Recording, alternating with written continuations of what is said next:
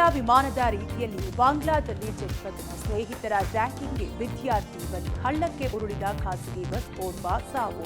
ಈ ಕುರಿತ ಡೀಟೇಲ್ಸ್ ನೋಡೋಣ ಕರ್ನಾಟಕ ಟಾಪ್ 20. ಕೂಡಲ ಸಂಗಮ ಪೀಠದ ಜಯಮೃತ್ಯುಂಜಯ ಶ್ರೀಗಳಿಗೆ ವಿಷಪ್ರಾಶನದ ಪ್ರಯತ್ನ ನಡೆದಿದೆ ಅಂತೇಳಿ ವಿಧಾನಸಭೆಯ ವಿಪಕ್ಷದ ಉಪನಾಯಕ ಅರವಿಂದ ಬೆಲ್ಲದ್ ಹೊಸ ಬಾಂಬ್ ಸಿಡಿಸಿದ್ದಾರೆ. ಶ್ರೀಗಳ ಆರೋಗ್ಯ ಹದಗೆಟ್ಟಿದೆ, ಅವರಿಗೆ ಫುಡ್ ಪಾಯ್ಸನ್ ಆಗಿದೆ ಅಂತ ಗೊತ್ತಿತ್ತು. ಇದಕ್ಕೆ ಕಾರಣ ಬೇರೆಯದ್ದೇ ಇದೆ. ಮಠದ ಹೊರಗಡೆ ಇಬ್ಬರು ಮುಸ್ಲಿಂ ಸಮಾಜದ ಹುಡುಗರಿದ್ದಾರೆ. ಆ ಇಬ್ಬರು ಮಠಕ್ಕೆ ಯಾರು ಬರ್ತಾರೆ ಯಾರು ಹೋಗ್ತಾರೆ ಅಂತ ಹೇಳಿ ಮಾಹಿತಿಯನ್ನ ಸಂಗ್ರಹ ಮಾಡ್ತಿರ್ತಾರೆ, ವಿಡಿಯೋ ಸಹ ಮಾಡ್ಕೊಳ್ತಿರ್ತಾರೆ ಅಂತ ಹೇಳಿ ಭಕ್ತರು ನನಗೆ ಹೇಳಿದ್ದಾರೆ.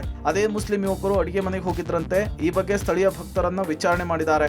ಆ ಯುವಕರು ಅಡಿಗೆ ಮನೆಗೆ ಹೋಗಿ ಬಂದು ಕೆಲವೇ ಹೊತ್ತಿನಲ್ಲಿ ಶ್ರೀಗಳ ಆರೋಗ್ಯ ಹದಗೆಟ್ಟಿದೆ. ಶ್ರೀಗಳು ಈ ಬಗ್ಗೆ ನನ್ನ ಮುಂದೆ ಹೇಳಿಕೊಂಡಿದ್ದಾರೆ, ನನಗೆ ವಿಷಪ್ರಾಶನ ಆಗಿದೆ ಅಂತ ಹೇಳಿ ಅನುಮಾನವನ್ನ ವ್ಯಕ್ತಪಡಿಸಿದ್ದಾರೆ ಅಂತ ಹೇಳಿ ಅರವಿಂದ್ ಬೆಲ್ಲದ್ ತಿಳಿಸಿದ್ದಾರೆ. ಮಾಜಿ ಸಚಿವ ಪ್ರಭು ಚೌಹಾಣ್ ಪುತ್ರನ ವಿರುದ್ಧ ಅತ್ಯಾಚಾರದ ಕೇಸ್ ದಾಖಲಾದ ಬೆನ್ನಲ್ಲೇ ಬಂಧನದ ಭೀತಿ ಶುರುವಾಗಿದೆ. ಬೀದರ್ನ ಜೆಎಂಎಫ್ಸಿ ಕೋರ್ಟ್ಗೆ ಆಗಮಿಸಿದ ಸಂತ್ರಸ್ತೆ ನ್ಯಾಯಾಧೀಶರ ಮುಂದೆ 164 ಹೇಳಿಕೆ ಕೊಟ್ಟಿದ್ದಾರೆ. ನಿಶ್ಚಿತಾರ್ಥಕ್ಕೂ ಮೊದಲು ಬೆಂಗಳೂರು, ಮಹಾರಾಷ್ಟ್ರದ ಲಾತೂರು ಸೇರಿದಂತೆ ಹಲವು ಕಡೆ ಖಾಸಗಿ ಹೋಟೆಲ್ಗೆ ಹೋಗಿ ತಂಗಿರುವ ವಿಚಾರ, ಖಾಸಗಿ ಹೋಟೆಲ್ನಲ್ಲಿ ಒತ್ತಾಯಪೂರ್ವಕವಾಗಿ ಪ್ರತೀಕ್ ಚೌಹಾಣ್ ಲೈಂಗಿಕವಾಗಿ ಬಳಸಿಕೊಂಡ ಬಗ್ಗೆ ಮತ್ತು ನಿಶ್ಚಿತಾರ್ಥದ ಬಗ್ಗೆ ಯುವತಿ ನ್ಯಾಯಾಧೀಶರ ಮುಂದೆ ಹೇಳಿಕೆ ಕೊಟ್ಟಿದ್ದಾರೆ. ನನ್ನ ವಿರುದ್ಧ ಪ್ರಭು ಚೌಹಾಣ್ ಮಾಡಿರುವ ಆರೋಪ ಸುಳ್ಳು ಎಂದಿರುವ ಸಂತ್ರಸ್ತೆ ಪ್ರತೀಕ್ ಚೌಹಾಣ್ ಜೊತೆಗೆ ಹೋಟೆಲ್ಗೆ ಹೋಗಿರುವ ಫೋಟೋ ಮತ್ತು ವಿಡಿಯೋಗಳನ್ನು ಬಿಡುಗಡೆ ಮಾಡಿದ್ದಾರೆ. ನನಗೆ ನ್ಯಾಯ ಬೇಕು, ನನಗಾಗಿದ್ದು ಬೇರೆ ಯಾವ ಯುವತಿಯರಿಗೂ ಕೂಡ ಆಗಬಾರದು. ನನಗೆ ಯಾರೂ ಕೂಡ ಬಾಯ್ ಫ್ರೆಂಡ್ ಇಲ್ಲ, ಅವರು ಸುಳ್ಳು ಆರೋಪ ಮಾಡ್ತಿದ್ದಾರೆ ಅಂತ ಹೇಳಿ ಯುವತಿ ಹೇಳಿದ್ದಾರೆ. ಬಾಂಗ್ಲಾದೇಶದ ವಾಯುಪಡೆಯ F-7 BGI ತರಬೇತಿ ಜೆಟ್ ಟೇಕ್ ಆಫ್ ಆದ ಕೆಲವೇ ಕ್ಷಣಗಳಲ್ಲಿ ಪತನಗೊಂಡಿದೆ. ಏರ್ ಇಂಡಿಯಾ ವಿಮಾನ ದುರಂತದ ಮಾದರಿಯಲ್ಲಿಯೇ ಟೇಕ್ ಆಫ್ ಆದ ಕೆಲವೇ ಕ್ಷಣಗಳಲ್ಲಿ ಢಾಕಾದ ಮೈಲ್ ಸ್ಟೋನ್ ಶಿಕ್ಷಣ ಸಂಸ್ಥೆಯ ಕಟ್ಟಡಕ್ಕೆ ಬಂದಪ್ಪಳಿಸಿದೆ. ಪರಿಣಾಮ 19 ಜನರು ಸಾವನ್ನಪ್ಪಿದ್ದು ಹಲವರು ಗಾಯಗೊಂಡಿದ್ದಾರೆ. ಈ ಕುರಿತು inter services public relations directorate ಹೇಳಿಕೆ ಬಿಡುಗಡೆ ಮಾಡಿದ್ದು, ಸೋಮವಾರ ಮಧ್ಯಾಹ್ನ 1:06 ಸುಮಾರಿಗೆ ಬಾಂಗ್ಲಾದೇಶದ ವಾಯುಪಡೆಯ F-7 BGI ತರಬೇತಿ ಜೆಟ್ ಟೇಕ್ ಆಫ್ ಆದ ಕೆಲವೇ ಕ್ಷಣಗಳಲ್ಲಿ ಢಾಕಾದ ಉತ್ತರ ಮೈಲ್ ಸ್ಟೋನ್ ಶಿಕ್ಷಣ ಸಂಸ್ಥೆಯ ಕ್ಯಾಂಟೀನ್ ಮೇಲೆ ಪತನಗೊಂಡಿದೆ. ಈ ಅವಘಡದಲ್ಲಿ ಓರ್ವ ವಿದ್ಯಾರ್ಥಿ ಸಾವನ್ನಪ್ಪಿದ್ದು 4 ಗಾಯಗೊಂಡಿದ್ದಾರೆ ಅನ್ನೋದು ಗೊತ್ತಾಗಿದೆ. ಬೆಂಗಳೂರಿನಿಂದ ಮಂಗಳೂರಿನ ಕಡೆ ತೆರಳುತ್ತಿದ್ದ ಖಾಸಗಿ ಬಸ್ ಪಲ್ಟಿಯಾಗಿ ಹಳ್ಳಕ್ಕೆ ಬಿದ್ದಿದೆ. ಬಸ್ನಲ್ಲಿ ಪ್ರಯಾಣಿಸುತ್ತಿದ್ದ ಓರ್ವ ಪ್ರಯಾಣಿಕ ಸಾವನ್ನಪ್ಪಿದ್ದು 5 ಗಂಭೀರ ಗಾಯಗೊಂಡಿರುವ ಘಟನೆ ಉತ್ತರ ಕನ್ನಡ ಜಿಲ್ಲೆಯ ಅಂಕೋಲದ ರಾಷ್ಟ್ರೀಯ ಹೆದ್ದಾರಿ 63ರ ಅಗಸೂರು ಬಳಿ ನಡೆದಿದೆ. 18 ಪ್ರಯಾಣಿಕರಿದ್ದ ಬಸ್ ಬೆಂಗಳೂರಿನಿಂದ ಮಂಗಳೂರು ಕಡೆ ತೆರಳುವ ವೇಳೆ ಅಗಸೂರಿನ ಹೆದ್ದಾರಿಯ ಬ್ರಿಡ್ಜ್ ತಡೆಗೋಡೆಗೆ ಡಿಕ್ಕಿಯಾಗಿ ಹಳ್ಳದಲ್ಲಿ ಬಿದ್ದಿದೆ. ಬಸ್ ಅಪಘಾತಕ್ಕೆ ಅತಿ ವೇಗವೇ ಕಾರಣ ಎನ್ನಲಾಗಿದೆ. ಘಟನೆಯಲ್ಲಿ ಹಲವು ಪ್ರಯಾಣಿಕರಿಗೆ ಸಣ್ಣ ಪುಟ್ಟ ಗಾಯಗಳಾಗಿವೆ. ಬಸ್ನ ಹಳ್ಳದಿಂದ ಮೇಲೆತ್ತಲಾಗಿದೆ. 5 ಜನ ಗಂಭೀರ ಗಾಯಗೊಂಡವರನ್ನು ಮಂಗಳೂರಿನ ಆಸ್ಪತ್ರೆಗೆ ರವಾನೆ ಮಾಡಲಾಗಿದ್ದು, ಉಳಿದವರಿಗೆ ಅಂಕೋಲ ಆಸ್ಪತ್ರೆಯಲ್ಲಿ ಚಿಕಿತ್ಸೆ ನೀಡಲಾಗಿದೆ. ಸ್ಥಳಕ್ಕೆ ಅಂಕೋಲ ಪೊಲೀಸರು ಭೇಟಿ ನೀಡಿ ಪರಿಶೀಲನೆ ನಡೆಸಿದರು. ಹಲವು ವರ್ಷಗಳಿಂದ ಭದ್ರಾ ನೀರನ್ನು ಚಿತ್ರದುರ್ಗ ಜಿಲ್ಲೆಯ ಐಮಂಗಲ ಹಾಗೂ ಜವನಗೊಂಡನಹಳ್ಳಿ ಹೋಬಳಿಯ ಕೆರೆಗಳಿಗೆ ಹರಿಸುವಂತೆ ರೈತರು ಹೋರಾಟ ನಡೆಸುತ್ತಿದ್ದಾರೆ.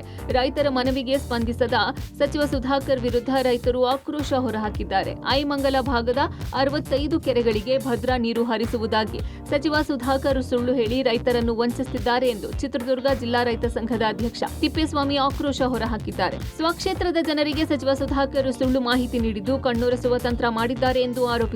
ಅಲ್ಲದೆ ಭದ್ರಾ ಯೋಜನೆಯಡಿ ಹಿರಿಯೂರು ತಾಲೂಕಿನ 15 ಕೆರೆಗೆ ಮಾತ್ರ ನೀರನ್ನು ಹರಿಸಲು ನಿರ್ಧಾರ ಮಾಡಲಾಗಿದ್ದು, ಉಳಿದ ಕೆರೆಗಳು ಭದ್ರಾ ಯೋಜನೆಯ ವ್ಯಾಪ್ತಿಗೆ ಸೇರಲ್ಲ.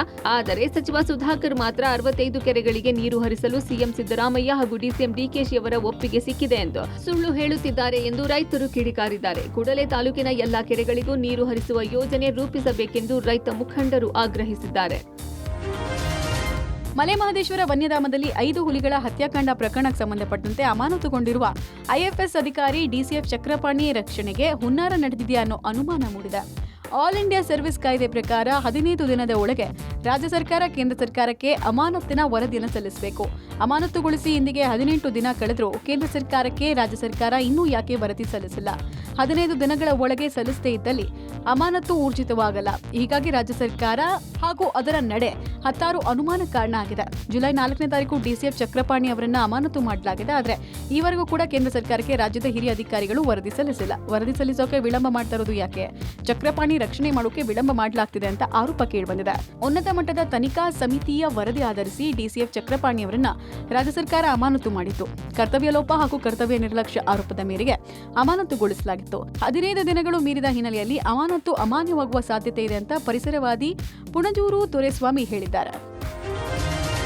2006ರ ಮುಂಬೈ ರೈಲು ಸ್ಫೋಟ ಪ್ರಕರಣದಲ್ಲಿ ಶಿಕ್ಷೆಗೊಳಗಾಗಿದ್ದ ಎಲ್ಲ 12 ಜನರನ್ನ ಬಾಂಬೆ ಹೈಕೋರ್ಟ್ ಖುಲಾಸೆಗೊಳಿಸಿದೆ. ಮುಂಬೈ ರೈಲು ಸ್ಫೋಟದಲ್ಲಿ 189 ಮಂದಿ ಸಾವನ್ನಪ್ಪಿ 800ಕ್ಕೂ ಹೆಚ್ಚು ಜನರು ಗಾಯಗೊಂಡಿದ್ರು. 19 ವರ್ಷಗಳ ನಂತರ ಬಾಂಬೆ ಹೈಕೋರ್ಟ್ ಕೆಳ ನ್ಯಾಯಾಲಯದಿಂದ ಶಿಕ್ಷೆಗೊಳಗಾದ ಎಲ್ಲ 12 ಜನರನ್ನ ಖುಲಾಸೆಗೊಳಿಸಿದೆ. 2015ರಲ್ಲಿ ವಿಚಾರಣಾ ನ್ಯಾಯಾಲಯವು ಈ 12 ಆರೋಪಿಗಳನ್ನ ದೋಷಿಗಳಂತ ಘೋಷಿಸಿ ಅವರಲ್ಲಿ 5 ಮರಣದಂಡನೆ ಮತ್ತು ಉಳಿದವರಿಗೆ ಜೀವಾವಧಿ ಶಿಕ್ಷೆಯನ್ನು ವಿಧಿಸಿತ್ತು. ವಿಚಾರಣಾ ನ್ಯಾಯಾಲಯದ ಆದೇಶವನ್ನ ಬದಿಗಿಟ್ಟು ನ್ಯಾಯಮೂರ್ತಿ ಅನಿಲ್ ಕಿಲೋರ್ ಮತ್ತು ನ್ಯಾಯಮೂರ್ತಿ ಶ್ಯಾಮ್ ಚಂದಕ್ ಅವರಿದ್ದಂತಹ ಹೈಕೋರ್ಟ್ ಪೀಠ ಆರೋಪಿಗಳ ವಿರುದ್ಧದ ಪ್ರಕರಣವನ್ನ ಸಾಬೀತುಪಡಿಸುವಲ್ಲಿ ಪ್ರಾಸಿಕ್ಯೂಷನ್ ಸಂಪೂರ್ಣವಾಗಿ ವಿಫಲವಾಗಿದೆ ಅಂತ ಹೇಳಿದೆ. ಆರೋಪಿಗಳ ವಿರುದ್ಧದ ಪ್ರಕರಣವನ್ನ ಸಾಬೀತುಪಡಿಸುವಲ್ಲಿ ಪ್ರಾಸಿಕ್ಯೂಷನ್ ಸಂಪೂರ್ಣವಾಗಿ ವಿಫಲವಾಗಿದೆ. ಆರೋಪಿಗಳು ಅಪರಾಧ ಮಾಡಿದ್ದಾರೆ ಎಂಬುದು ನಂಬೋದಕ್ಕೆ ಕಷ್ಟ. ಆದ್ರಿಂದ ಅವರ ಅಪರಾಧವನ್ನ ರದ್ದುಗೊಳಿಸಲಾಗಿದೆ ಅಂತ ಹೇಳಿ ಪೀಠ ತಿಳಿಸಿದೆ. ಆರೋಪಿಗಳು ಬೇರೆ ಯಾವುದೇ ಪ್ರಕರಣದಲ್ಲಿ ಅಗತ್ಯವಿಲ್ಲದಿದ್ರೆ ಅವರನ್ನ ಜೈಲಿನಿಂದ ಬಿಡುಗಡೆ ಮಾಡಬಹುದು ಅಂತ ಹೇಳಿ ನ್ಯಾಯಾಲಯ ತಿಳಿಸಿದೆ.